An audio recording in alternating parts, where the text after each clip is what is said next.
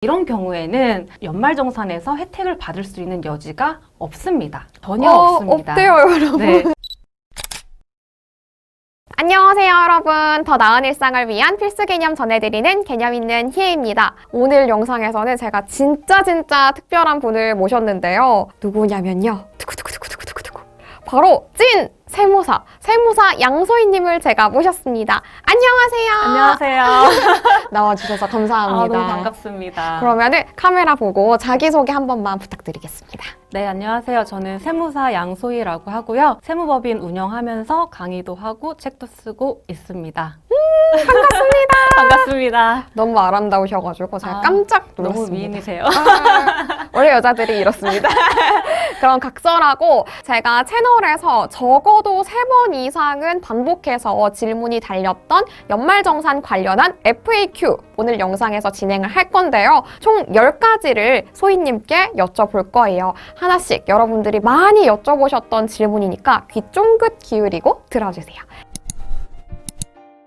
그럼 첫 번째, 연말정산을 하지 않으면 어떻게 되나요? 어떻게 되나요, 소희님? 정말 많은 분들이 물어보시는 질문입니다. 왜냐하면 뭐 13월의 보너스처럼 정말 연말정산이 황금만 이제 결과가 나오면 너무 좋을 텐데 오히려 토해내는 경우도 있잖아요. 그쵸. 그래서 차라리 그럴 바엔 그냥 조용히 넘어가겠다라고 하시는 분들이 되게 맞아요, 많으세요. 맞아요. 결론부터 말씀드리면 근로자가 안 한다고 해도 안 할래야 안 할 수가 없습니다. 아, 무조건 어차피 하게 돼 있다. 하게 돼 있다. 왜냐하면 이 연말정산이라는 거는 근로자가 개별적으로 하는 것이 아니고요.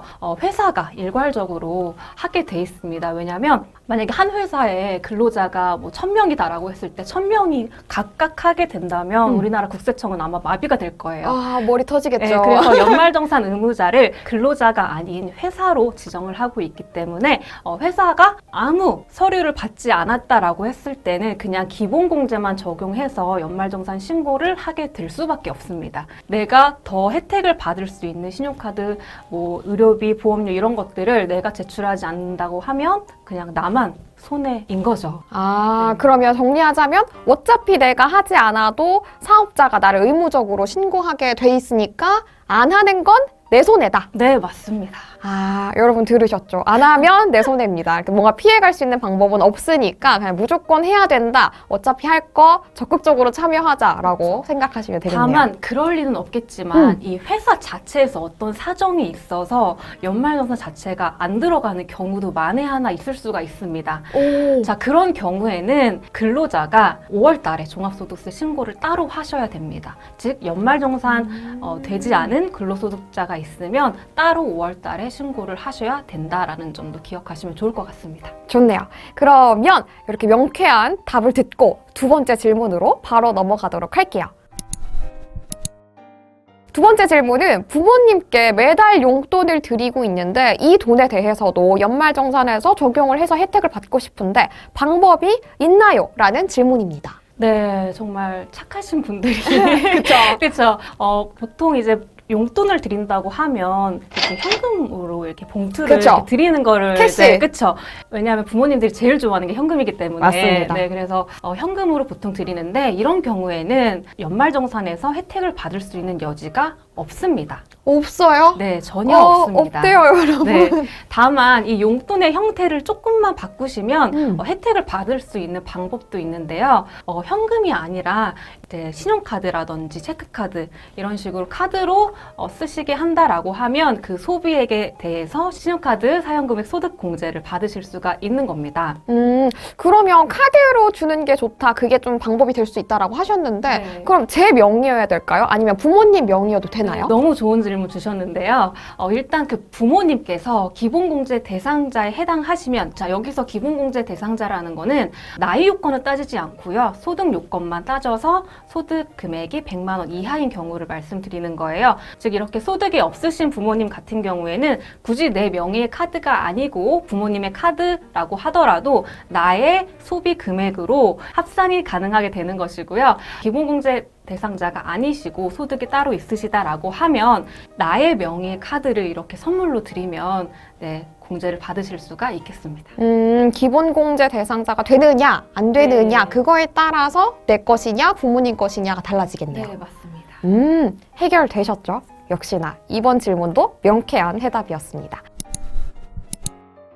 이 질문도 진짜 아마 역대급으로 많은 질문 중에 하나였던 것 같은데, 아르바이트생이나 인턴들은 어떻게 해야 되나요? 연말정산 해야 되나요? 만약에 근무 기간이 끝났다면 이거 어떻게 해야 될까요? 이 질문 진짜 많았습니다. 어떤가요? 네, 우리가 통상적으로 아르바이트다, 인턴이다 이렇게 부르는 명칭은 중요하지 않습니다. 원천징수 방식이 어떤 방식이냐에 따라서 다르게 되는데요.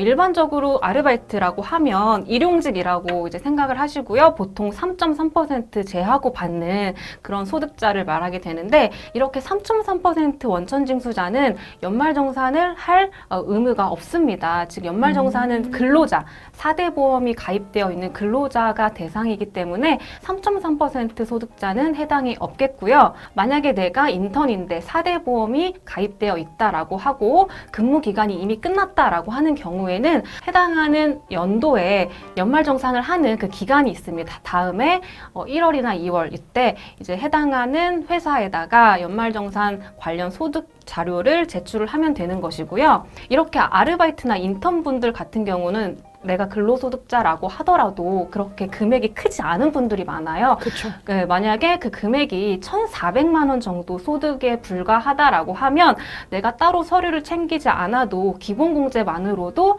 다 거의 환급을 받는 경우가 많기 때문에 이런 점도 참고하시면 좋을 것 같습니다. 그러면 인턴이나 아르바이트를 하신 분들은 1,400만 원을 기준으로 그 이상으로 벌었다 하시는 분들은 하는 게 맞는 거고 나한테 유리한 거고, 네, 맞습니다. 그 이하이신 분들이라면 굳이 하지 않아도 자동으로 내 통장에 들어오게 돼 있다. 네, 맞습니다.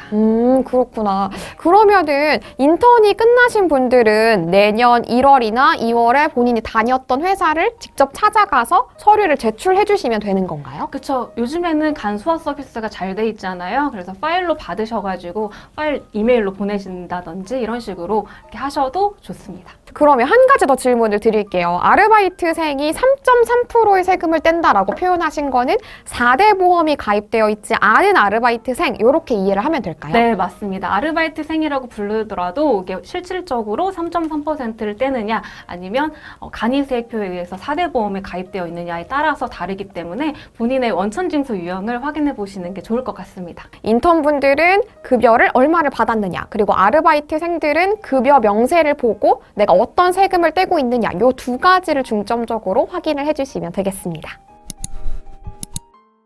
네 번째 질문입니다. 코로나19 때문에 정말 다들 마음고생이 심했잖아요. 근데 그분들 중에서도 무급휴직을 받은 분들이 적지 않았습니다. 이런 경우에 코로나19 때문에 무급휴직 2달에서 3달 혹은 몇 달을 받았다면 이 기간에 대해서는 연말정산 어떻게 처리하면 됩니까? 라고 질문을 주셨습니다. 어떻게 하면 되나요? 네, 원칙적으로 연말정산의 대상 기간은 근로기간을 이제 기준으로 하는 게 원칙인데요.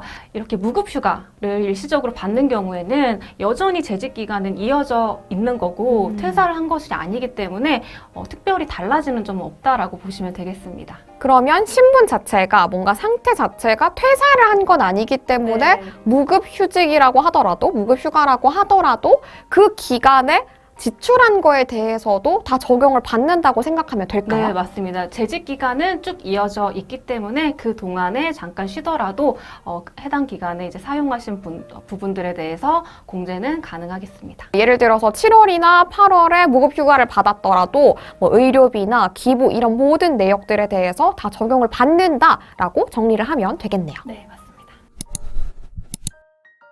다섯 번째 질문은 제가 입력한 내역에 대해서 과다 공제가 됐다고 결과값이 나왔습니다. 이 경우에 제가 진짜 실수였는데 이거에 대해서도 가산세를 무나요? 어떻게 되나요? 라고 여쭤보셨어요. 네, 실수라고 해서 가산세를 안 낸다면 얼마나 좋을까요?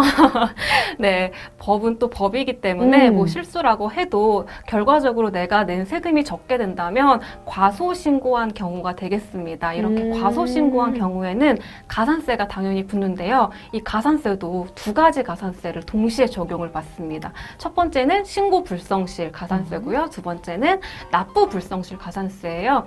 그래서 이 신고를 과소하게 한 것에 대해서 과태료 개념이 이제 신고 불성실이라고 음. 보시면 되고 과소한 금액의 10%라고 보시면 되겠습니다. 단 여기서 내가 과다 공제를 받기 위해서 예를 들어 뭐 기부금, 영수증을 이렇게 위조해서 가라로 이렇게 만들어서 공제를 받았다. 네. 이런 경우에는 단순한 실수로 볼 수 있을까요? 아, 완전 의도가 불순하죠. 그렇죠. 이거는 네. 거의 탈세잖아요. 그쵸. 이렇게 부정하여서 이런 부정한 방법으로 과다 공제를 받는 경우에는 과소신고 가산세가 10%가 아니고 40%로 적용을 받게 됩니다. 10%가 아니라 40%. 그렇죠. 그래서 내가 그렇게 가라로 실수로 가라로 했습니다라는 거는 이제 음. 안 되는 거니까요.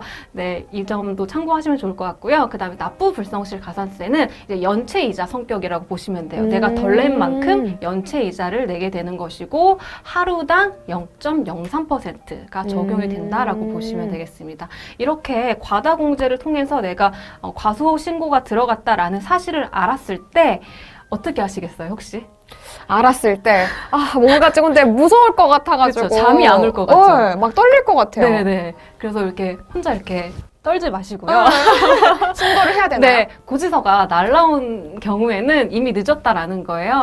네, 그래서 내가 알았을 때 미리 이제 수정 신고를 할 수가 있습니다. 홈택스에서 수정 신고를 해서 내가 과소한 신고 금액만큼 자진해서 신고 납부하시게 되면 이 가산세를 감면을 받으실 수가 있으니까요. 꼭 수정 신고 하시길 바라겠습니다. 옛날에 학교에서 누구야 나와 지금 자진 납세하면은 네, 맞습니다. 봐준다 하는 그런 느낌으로 네, 맞습니다. 이렇게 먼저 제가 뭔가 잘못된 것 같아요. 이렇게 네. 수정 신고를 하면 좀 감면을 해주고. 네, 기간은 2년 줍니다. 오. 그래서 빨리 할수록 감면율은 높아지고요. 그럼 어쨌든 내가 실수로 했든 고의로 했든 무엇인가 잘못 신고해서 덜 낸 거는 마찬가지인 거니까 이거에 대해서 가산세를 피할 수는 없다라는 피할 거네요. 수 없습니다. 정말 위험하네요. 이게 사실은 우리가 실수로 잘못할 수 있는 거잖아요, 충분히. 네. 그러니까 애초에 처음부터 정말 꼼꼼히 보고 과다 신고가 되지 않을 수 있도록 네. 내가 일부러 덜 낸 사람처럼 이렇게 오해받지 않을 수 있도록 그쵸. 조심해야겠네요. 네네. 굉장히 좋은 팁이었습니다.